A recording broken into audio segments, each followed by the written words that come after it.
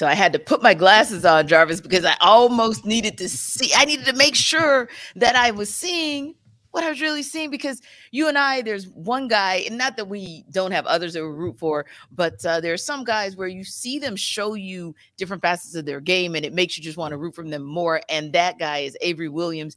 Avery Williams is someone who came in, and wherever the Falcons put him, wherever he was needed, he definitely gave something to the Falcons. I know we talked about what he gave to the run game at certain points in time last season, what he gave to the return game, and also being lined up as a receiver for that matter. So unfortunately, we get the news out of Flowery that he is done with an ACL tear to his knee. He will likely have a procedure tomorrow. There's a possibility that he'll come back this season. We know we've seen people bounce back faster, but yeah, Jarvis, that one was kind of a bummer, because he's really a guy who embodies the Arthur Smith philosophy of versatility. Absolutely. And it's truly unfortunate, because like you had a guy came in as a cornerback and a special teams guy, more so, came onto this team and was drafted to be a special teams guy, be the returner. And then, knowing coming into the last year, knowing that, hey, Cordell Patterson was going to be sprinkled in there from time to time. You never heard a word. You never heard him complain. They moved him to running back. You never heard him complain. And then that's like, it just speaks to the type of guy he is. Indeed. And I think that, I'm not concerned about him getting through this as well, because like you said, like, he was your punt returner. He was solid, and when he was out there with the kickoff return, he was solid as well. So I wholeheartedly believe that he'll make a good comeback. But like you said, it just truly sucks, because that he has to deal with it, especially that guy.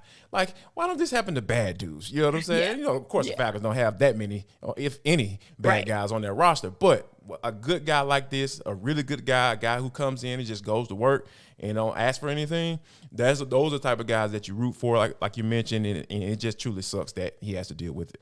Indeed, indeed. So we wish him well, and hopefully we'll bring you guys some news later on in the season that tells us that he indeed can return for this 2023 campaign for the Falcons. Now, a guy who is returning, who had a little bit of an injury hiccup last year, but is back and ready to rock and roll on one, is A.J. Terrell. But here's the interesting thing. A.J. Terrell wanted to have some conversation about another guy that he thought was really the one who is ready to really take over and take that next step in his career. Going into this year, for sure, you could see a lot of confidence, him being a lot more vocal, him taking charge of the offense, and him wanting the throne to the starting job. Us as a defense giving him some tough windows and throw through, and he's been doing that well. I like where he at right now. He going to continue to get better as well as us. Indeed. And we saw some of that throughout our viewing the practices at Flowery Branch recently, also open practice at the bench, just how much the Falcons are actually adding to Desmond Ridder's playbook, if you will, and kind of stacking the deck for him. So when A.J. Terrell, who has been, I think, in one of the more recent, maybe it was Pro Football Network, one of their more recent kind of players to watch, if you will, he was one of the tops. For him to then say that about QB1, who hasn't taken anything other than reps in 4 games last year, Jarvis, that confidence, we just keep hearing that from every side of the ball. We hear it from the sidelines with the coaching staff. Sounds like every side of this Falcons franchise is kind of on the Ridder train. You know what? And that means a lot, because you think about, what Desmond Ridder had to go through last year. We take you back to, when he was coming in and rookie minis and everything like that. That's all you heard him talking about, him coming in and compete for a starting spot. And then we just saw that conversation start to change a little bit as the season, it got closer to the season, and we know why. We don't need to go into that. And so obviously your mindset has to change when those things like that happen. So you have to understand that, hey, more than likely I'm not going to play unless something crazy happens. And something crazy did happen. And he ended up having to play him because Mariota just sucked. That's the crazy part. That happens, right? People come in with expectations. They don't live up to them. And in the NFL, you're going to get replaced. And that's what happened for Desmond Ridder. So, yeah, it's cool to see him try to come into this season with a different mindset. And you could just see how he carries himself. He carries himself a little bit differently. Like being out there and watching him at practice, there was one situation where he was talking to, I think it was either Troy Anderson or Caden Ellis, and he was just like, yeah, y'all better get y'all stuff together today, before they start the drill. And it's just like, in little things like that, those things matter, right? Because first of all, you have to be able to have some type of gumption to be able to talk trash to the opposing defense, and you have to have confidence to know that, hey, you got to be able to back it up as well. So, and then also you got to have respect of your teammate to be able to talk trash to you. So, hearing AJ Terrell saying what he said, I'm not surprised at all, too. Yeah, and that's a great point as well, because when you think about comment that came, I think it was about 2 weeks ago, right? Where he was giving Bijan Robinson some guidance on an error that he made to help him to course correct quickly. Now, yes, Bijan Robinson is a rookie, but Bijan Robinson has also established himself as that guy. So to be comfortable enough and confident enough within yourself to see the teachable moment and then actually translate it into something, I think that's powerful. And again, like you said, he's not afraid to step it up and just talk a little trash. And so we talk about having that dog in you all the time, right? And that's the kind of dog you want to see, a little bit of that edge. You want to see a little bit of that trash.